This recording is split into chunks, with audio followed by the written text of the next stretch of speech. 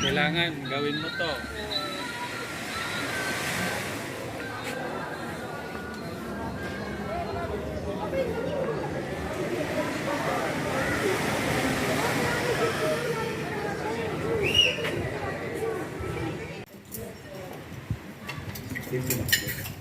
Hindi ko siya pipicture at i-video ko. Picturean niyo muna bago ko guluhin yung Picture mo.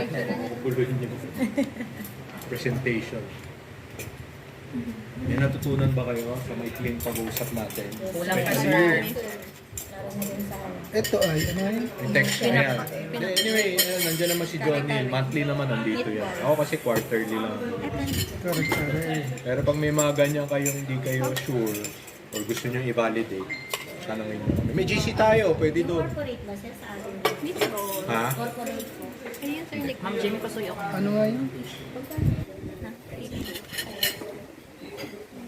Hindi na sa atin na corporate. May ibang group. Sige, kain na. Let's eat.